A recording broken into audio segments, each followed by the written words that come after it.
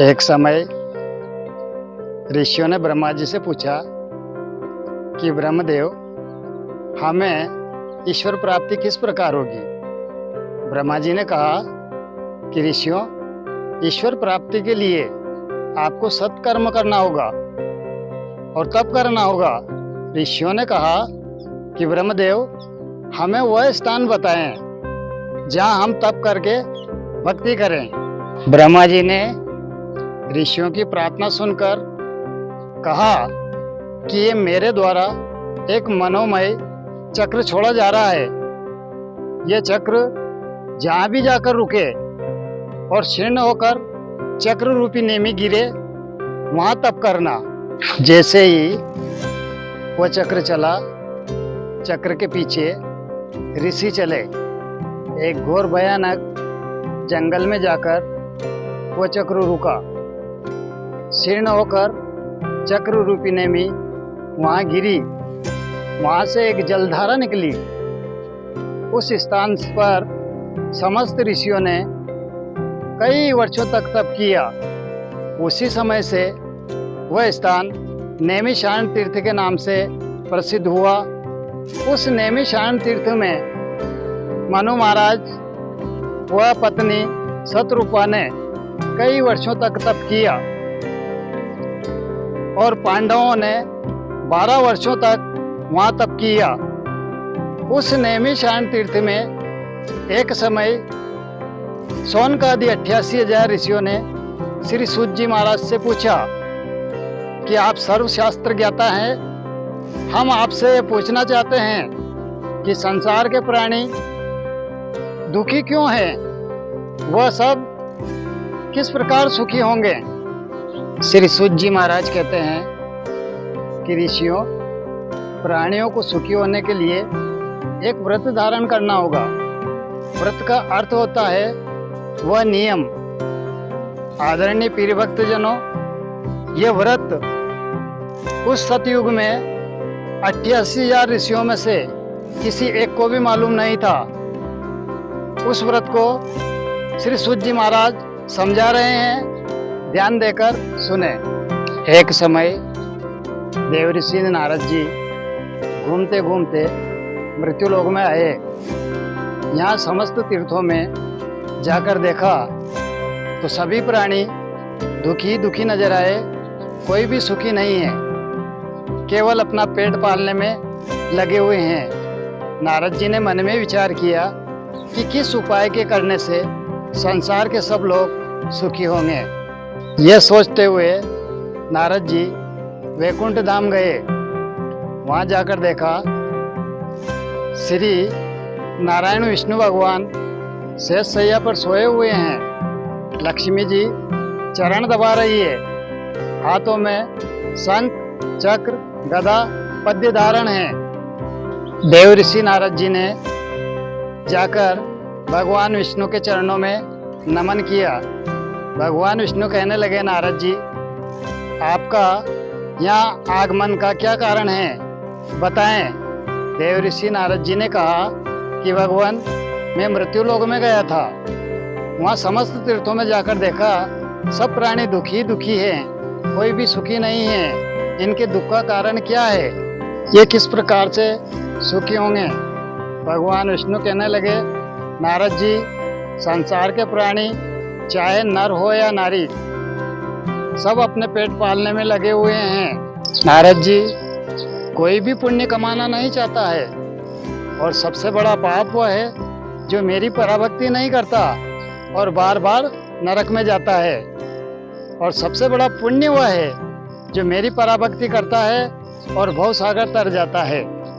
नारद जी, जैसे एक नारी शादी में फेरे के समय अपने पति से वादा करती है कि पति देव, मैं आपकी मर्यादा में रहूंगी, आपकी सेवा करूंगी, आपके कहे अनुसार चलूंगी। नारद जी, यदि वह नारी शादी के बाद अपने वादे को तोड़ देती है, मर्यादा को छोड़ देती है, तो वह कभी संसार में सुखी रह सकती है, कभी भी सुखी नहीं रह सकती है।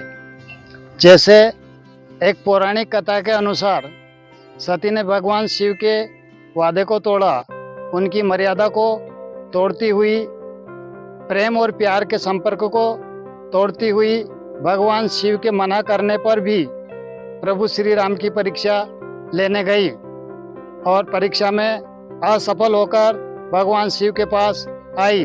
भगवान शिव ने मन में विचार किया कि सती मेरे प्रभु श्री राम की पत्नी बनी, ये मेरी माँ समान है, अब ये मेरे वाम भाग में बैठ नहीं सकती है। इसके बैठने का स्थान सामने है। शिव जी ने सती को पत्नी रूप से त्याग दिया और सती जीवन भर दुखी रही।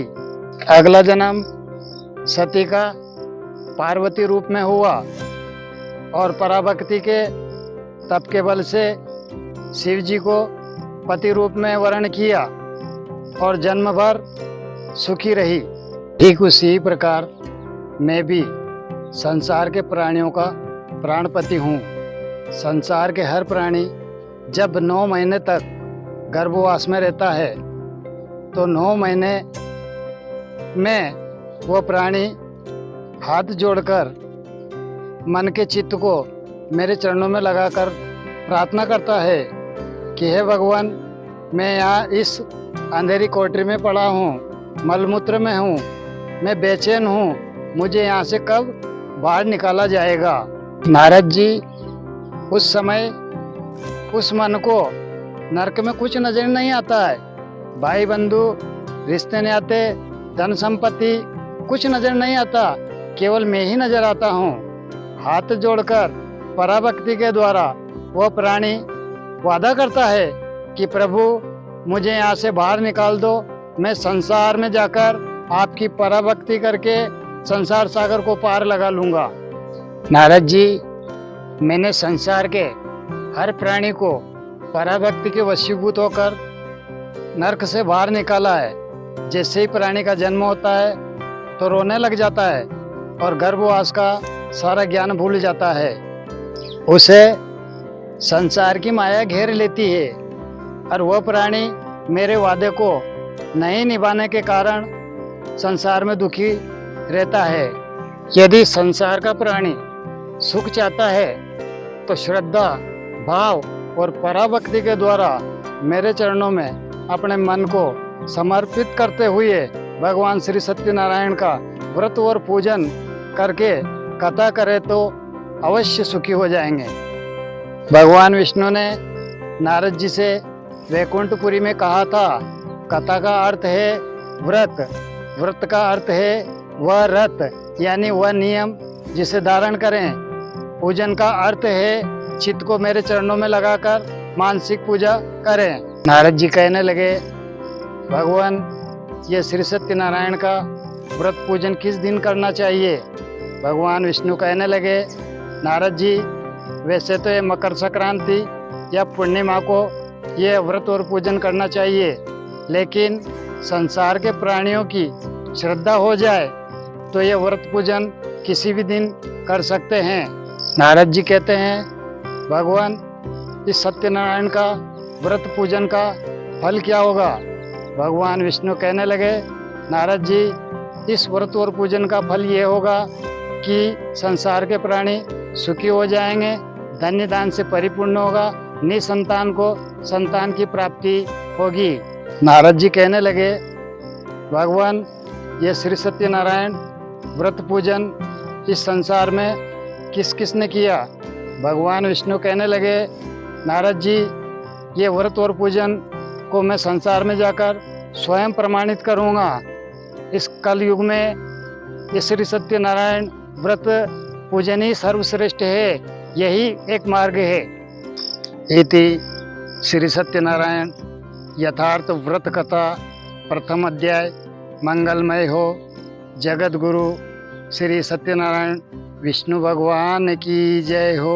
सतगुरु अड़गड़ानंद जी महाराज की जय हो। हरि ओम, हरि ओम, हरि ओम।